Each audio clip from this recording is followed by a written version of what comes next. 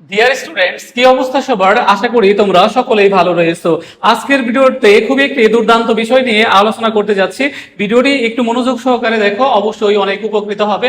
তো এখানে একটা প্রশ্ন দেওয়া আছে, our blessings come from above, here above is. এখানে অ্যাবাভটা কি অ্যাডভার্ব নাকি প্রিপোজিশন নাকি নাউন নাকি অ্যাডজেক্টিভ, এটা নিয়ে তোমাদের অনেক কনফিউশনের সৃষ্টি হয়। আজকের ভিডিওটি দেখার পর আশা করি তোমাদের কোনো কনফিউশন থাকবে না। সাধারণত তোমরা অ্যাভাবকে কি হিসেবে জানো?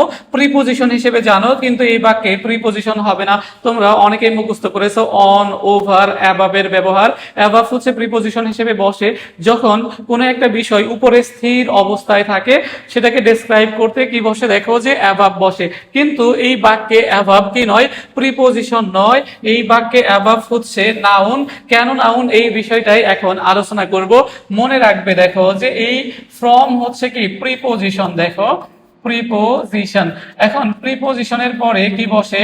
নাউন অথবা কি বসে? দেখো প্রোনাউন বসে। তাহলে যেহেতু অ্যাভাব হচ্ছে কি যে প্রোনাউন হবে না, কারণ আমরা জানি যে প্রোনাউন গুলা, দেখো তোমরা সকলেই জানো যে I, my, me, he, him, his, himself, them, our, your, এগুলা হচ্ছে কি প্রোনাউন। এই ক্ষেত্রে অ্যাভাব হচ্ছে দেখো যে নাউন হবে। দেখো তাহলে আমরা যে সূত্রটা মনে রাখবো সেটা হচ্ছে দেখো প্রিপোজিশন। প্রিপোজিশনের পরে যে ওয়ার্ড থাকবে তখন সেটা কি হবে? নাউন হবে। তুমি যদি অনদের মতো প্রিপোজিশন উত্তর করে দাও তাহলে কিন্তু হবে না, কারণ তোমাকে সেন্টেন্স থেকে যখন পার্টস অফ স্পিচ নির্ণয় করতে দেওয়া হবে তখন তুমি দেখবে সেই ওয়ার্ডের অবস্থান সেন্টেন্সে এবং তার ফাংশনটা কি। তুমি যদি একটু অসতর্ক হও তাহলে এ ধরনের উত্তর কিন্তু তুমি করতে পারবে না। সো মাই ডিয়ার স্টুডেন্টস, আশা করি তোমরা সকলেই বুঝতে পেরেছো যে অ্যাভাব হচ্ছে এখানে নাউন, কারণ প্রিপোজিশনের পরে কি বসে?